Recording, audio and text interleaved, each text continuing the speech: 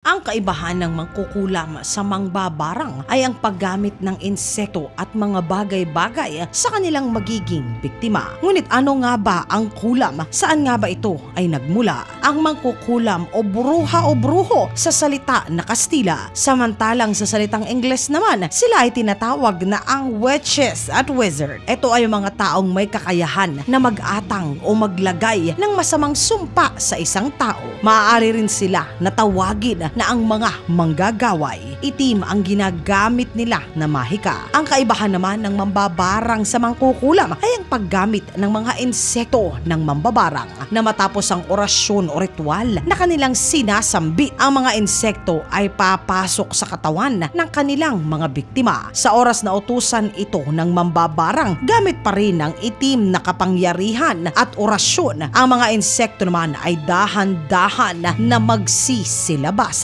at babalik din sa nag-aalaga dito ng mambabarang. Tila ba ang mga insektong ito ay alaga nila at sinusunod ang kahit na ano na iutos at kagustuhan nila. Madalas din na gumagamit ng mga kakaibang bagay ang mga mambabarang upang ipasok sa kanila na mga biktima. May mga naitala na gumagamit daw sila ng pako, bubog, maging ang mga bato. Ito ay upang mas pahirapan pa ang tao na kanila na biktima. Minsan ay nauuwi ito sa wala pa sa oras na kamatayan. Samantalang ang mangkukulam naman ay gumagamit ng mahikang itim sa pangungulam. Ginagamitan nila ito imbis ng orasyon galing sa kapangyarihang itim ay gumagamit sila ng natural na mahika. Tinatawag ang kanilang pamamaraan na ang mahikabaha o kung padadaliin ay ginagamitan ito ng apoy, lupa, tubig, mga dahon, kandila, langis, mga matatalim na bagay katulad lamang ng kutsilyo, karayom at perdible. Gumagamit din ng mga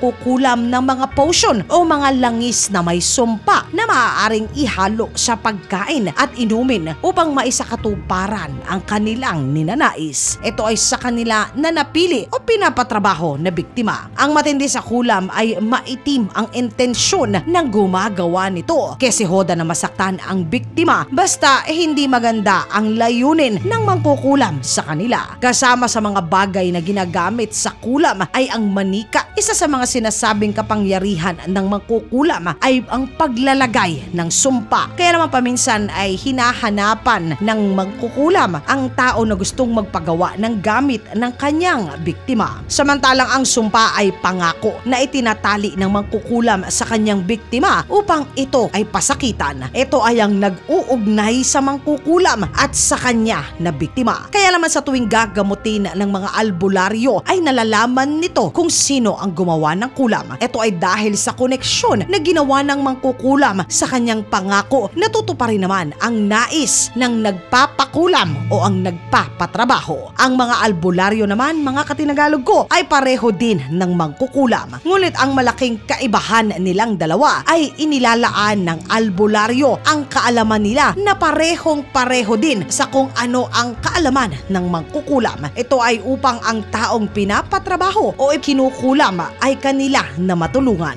Sa salitang Ingles, ang mangkukulam ay witch, samantalang white witch naman ang mga albularyo. Parehong-pareho po ang kanilang kaalaman sa medisina gamit ang mga halaman at maging ang mga sumpa at orasyon. Kanila nga lamang isinumpa sa sarili na ilalaan nila ang kanilang kaalaman sa pagtulong at hindi upang makapanakit ng kanilang mga kapwa. Kaya naman alam na alam ng albularyo kung paanong kukontrahin at aalisin ang sumpa o kulam na kumapit sa biktima na tinutulungan nila. Depende na rin daw sa kung gaano kagaling ang albularyo. Wala rin pinag-iba ito sa doktor kung gaano minsan kagaling ang doktor nyo at paminsan naman may doktor na baguhan lamang. Mga katinagalog ko, dito sa Pilipinas, malakas ang paniniwala at impluwensya ng kulam. Ito ay dahil marami ang nagsasabi na may kakilala sila o may kamag-anak sila na nakulam na. Kung ako naman po ang tatanungin nyo, sa opinyon ko tungkol sa isang ito, mga katinagalog ko, naniniwala po kasi ako sa tinatawag nila na ang manifestation. Kung buong pusong pinaniniwalaan mo ang isang bagay ay nagkakatotoo at nangyayari po ito. Katulad na lamang na kapag sinasabi natin lagi na wala tayong pera, ang mabuting enerhiya ay nawawala at napapalitan po ng negatibo. Kaya naman nakakahatak tayo ng mga hindi magagandang kaganapan na siya namang nagre-resulta upang totoo na mawalan nga tayo ng pera. Walang iniba ito sa bahay na palagi ang madilim o hindi naman kaya ay parati na makalat. Hindi po ba nararamdaman nyo ang bigat sa pakiramdam sa tuwing papasok sa ganitong mga bahay? Ikumpara po ito sa bahay na maaliwalas, maliwanag at maayos. Hindi pa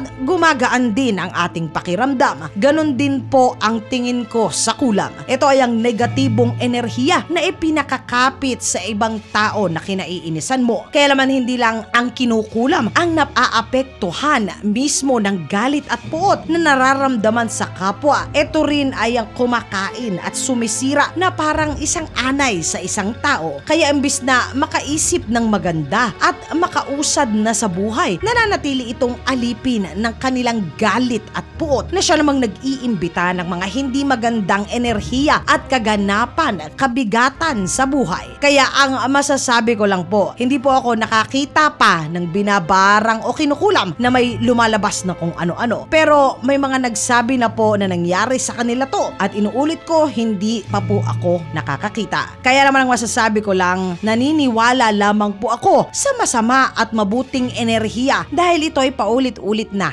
aking nadarama. Mas maganda na rin na maging mabuti sa kahit na sino. Mas magaan sa loob na nakakatulog ka ng maayos sa gabi nang wala kang inaalala at tinatapakan. Lalo na ang mga inargabiyado na kapwa mo. Pagpapalain ka pa ng puong may kapal sa iyong mabuti na kalooban. Mga kaTinagalog ko, ipagpasa Diyos nyo po ang mga tao na nagkasala sa inyo. Pasasaan ba at makukuha nyo rin ang tamang hustisya? Hindi po natutulog ang Diyos, mga kaTinagalog. Ito po ang sinisigurado ko sa inyo. Hindi nyo kailangan na gumanti pa. Diyos na po ang bahala sa kanila. Huwag din pong makalimot na magdasal at tumawag sa puong may kapal. Siguradong hindi niya po kayo pababayaan. Mga Tinagalog ko, nakarinig na ba kayo ng kwento ng mga kaibigan o kakilala o kahit pa kamag-anak nyo na sila daw ay nakulam? Isulat po ang inyong saloobin sa comment section sa ilalim. Excited po ako na ang isang ito ay aking basahin. Ang pinakamagandang kwento ay magkakamit po ng 100 na Gcash load. Maraming salamat po sa pagsama ninyo sa segment natin sa araw na ito.